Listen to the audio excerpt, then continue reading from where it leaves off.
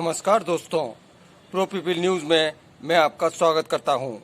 कृषि कानूनों को लेकर किसान संगठनों के आंदोलन के मद्देनजर सुप्रीम कोर्ट ने तीनों कृषि कानूनों पर रोक लगा दी है।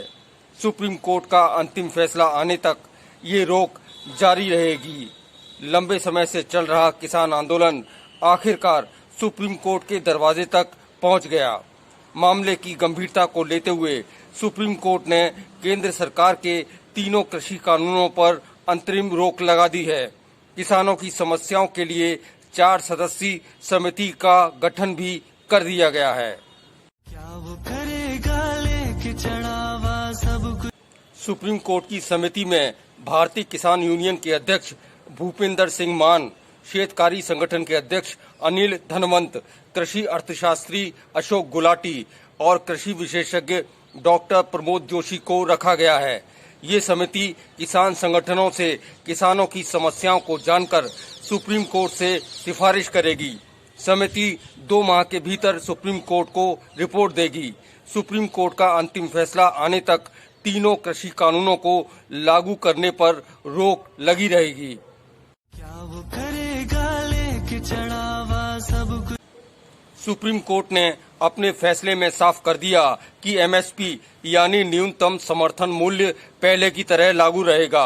मुख्य न्यायाधीश एस.ए. बोबड़े, जस्टिस बोपन्ना और जस्टिस रामा सुब्रमणियम की पीठ ने कहा कि सुप्रीम कोर्ट समस्या का समाधान चाहती है, इसलिए किसान संगठन सहयोग करें। सुप्रीम कोर्ट ने ये भी कहा कि किसानों की जमीन को सुरक्षित किया जाएगा।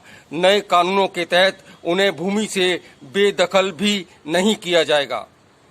क्या वो करेगा लेके चढ़ावा सब कुछ। सुप्रीम कोर्ट ने कहा कि हम देश के नागरिकों की जान माल की हिफाजत करने को लेकर चिंतित हैं। सुप्रीम कोर्ट ने कहा कि हम जमीनी हकीकत जानना चाहते हैं, इसलिए समिति का गठन कर रहे हैं ताकि ये पता चल सके कि किसानों के विरोध करने का क्या कारण है। सुप्रीम कोर्ट ने अटॉर्नी जनरल वेणुगोपालन से खालिस्तान समर्थकों के बारे में भी सवाल पूछा, तो उन्होंने बताया कि किसान आंदोलन में खालिस्तान समर्थक भी शामिल हो चुके हैं। इस पर सुप्रीम कोर्ट ने हलफनामा दाखिल करने के लिए कहा। क्या वो करेगा लेके चढ़ावा सब कुछ। 26 जनवरी गणतंत्र दिवस पर किसान आंदोलन से प्रभावित होने के सवाल पर सुप्रीम कोर्ट ने कहा कि ये काम दिल्ली पुलिस का है कि वो इससे संबंधित सुरक्षा के सभी उपाय करने के लिए स्वतंत्र है। सुप्रीम कोर्ट ने ये भी कहा कि किसान दिल्ली में रामलीला ग्राउंड में प्रदर्शन कर सकते हैं, लेकिन इसके लिए उन्हें दिल्ली प्रशासन से अनुमति लेनी होगी। क्या वो करेगा लेके चढ़ावा सब कुछ। सुप्रीम कोर्ट ने तीनों कृषि कानूनों पर रोक लगाकर किसानों की समस्याओं पर गौर करने और समाधान निकालने और फैसला सुनाने का निर्णय ले लिया है। लोकतंत्र में नागरिकों के पास सुप्रीम कोर्ट से इंसाफ मांगने का अधिकार एक बेहतर विकल्प होता है। क्योंकि मामला सुप्रीम कोर्ट में है और फैसला भी वही सुनाएगी, ऐसे में सरकार और किसान संगठनों के बीच सुलह का कोई खास मतलब नहीं रह जाता।